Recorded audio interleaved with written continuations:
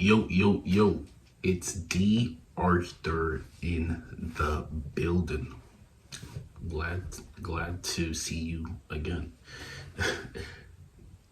I'm speaking today about why semen retention will make you cold. Semen retention will make you cold. It will finally make you cold. It will make you the man who's cold. It will make you the person who has indifference. And this is a very big thing that you can do, because if you're indifferent from things happening, then you have a superpower that a lot of people wish they had. A lot of people care too much. They care too much about things. They care too much. They're emotionally invested in things.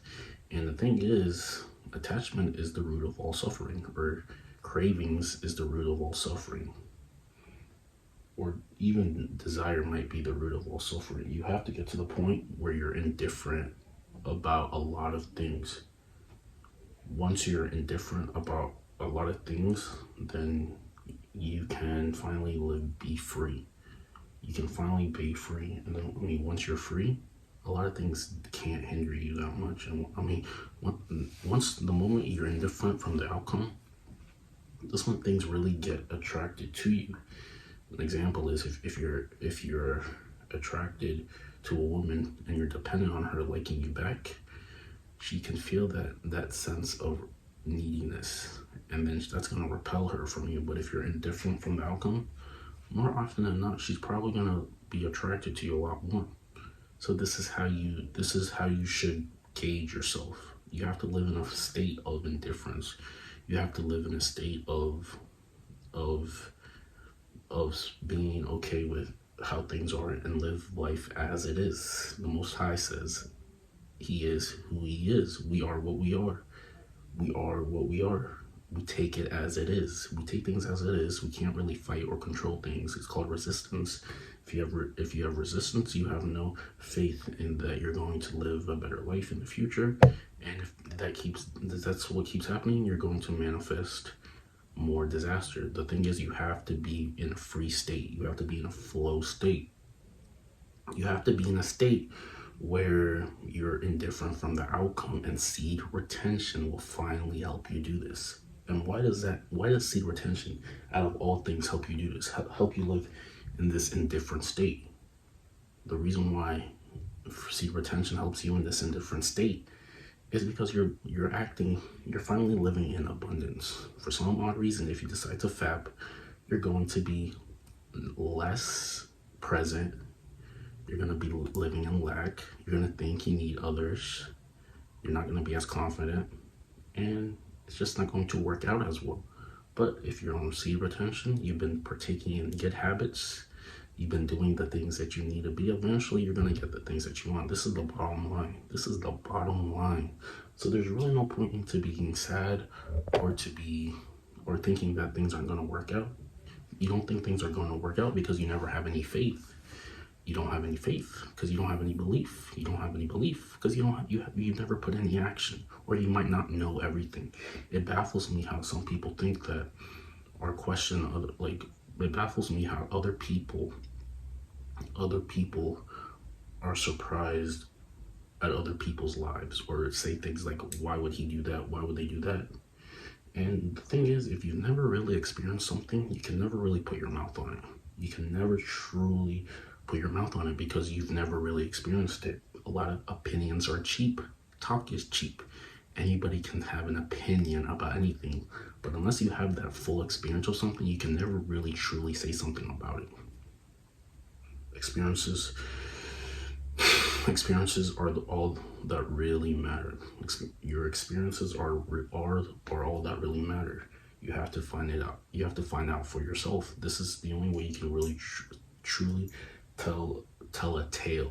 You can finally be a storyteller. If you never experience it, you can never really tell a story. If you can never tell a story, then your life is gonna be boring. Seed retention will make you cold. You're gonna be indifferent. You're gonna be walking with swag. You're gonna be living in energy. You're gonna have high energy. You're going to want to actually do things with your life. You actually want to take action now. You actually want to go out and interact with people. You want to humanize interactions. You want to be the first one to humanize interactions. You want to be the first one to think things are you want to be the first one to make sure that things are going well in your life. You actually care enough about your life. This is a good thing. People are underestimating the power of seed retention. I promise you, if you go at least 30 days of seed retention and you go cold turkey, no PMO, no sites, no PMO, nothing like that, I guarantee you a little bit, some things in your life may change. You're going to notice more attraction. You're going to notice you're feeling better. You're going to be full of life. You're going to be happier. And these are all things that can translate in other areas of your life. Seed retention is a foundation. Will Smith said the best foundation is discipline is the cause of all material success. Once you're disciplined, material success will be granted to you. Once you're undisciplined, you're going to live a meager existence. The mass majority of men live lives of quiet desperation. Quietly, they say they may not want things, but quietly, they may be desperate. And the thing is, so knowing this, you might as well do everything in your power to build good habits and build your best version. So eventually you can finally really attract the things that you want, the abundance, the relationships, the monetary status, the physical status. Everything that you truly deeply want can be granted to you if you're willing to commit. Because the thing is, they say interest does not equal success.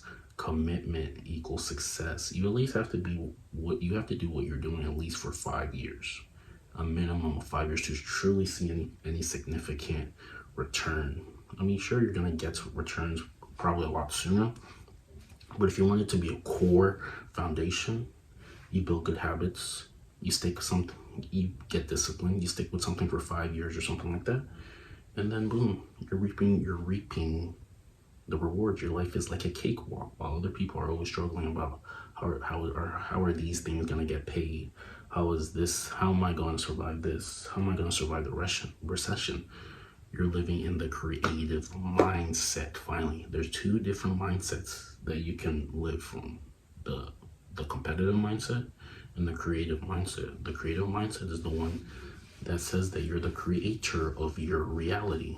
So everything that is happening in your life is a result of you. You're no longer living in the victim mentality. You're taking full ownership of your wins and your losses. The competitive mindset is the mindset that says that you have to drive sharp bargains to get what you want. Someone has to lose in order for someone to win, and that is just not the case. We are all deserving of abundance. Abundance is for all, more life for all. The same thing that makes the plant and the seed grow is the same thing, is the same spirit in you that makes you want to have more life. Life's impelling motive is the increase of life.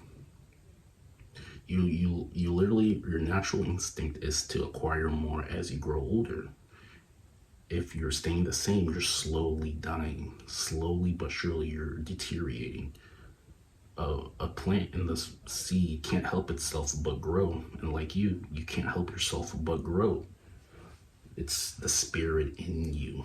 Inspiration it's called in spirit. Once you're inspired, that is your soul calling you to do certain things. Your intuition is full blast. You have high intuition. If you have a job in sales or something like that where you have to talk and interact with people to try to get a specific outcome, and you go on seed retention and you meditate, you literally have the upper hand, because you have good emotional intelligence, and 2, you know certain things to say in certain situations to get better results from other people. And this is the bottom line. People just think human to human interaction is logical, and it is not the case. Human to human interaction is actually illogical. It's actually emotional. If you really want the best from other people, you're going to have to stroke their emotional buttons. And I mean, there's a specific way to do this. If you want the best in maybe a woman, or maybe a business deal or something like that, you're gonna have to stroke the right emotional buttons for people to finally open up. Once people get comfortable enough to open up, you can ask certain questions to make them say certain things to get the result that you certainly want. These are all subconscious skills. These are all behaviors that you can be excellent at. Seed retention will finally make you cold. You're walking with swag. You're walking with intention. You're walking with purpose. You're walking with life. And people can feel this at a core level. They know you're the man. You start realizing that when you walk in a certain building, immediately children and animals maybe might gravitate towards you because you have soul in you. You actually have something to offer. If you're consistently relapsing and spilling, you have nothing to offer, and you're going to be a shell of your former self.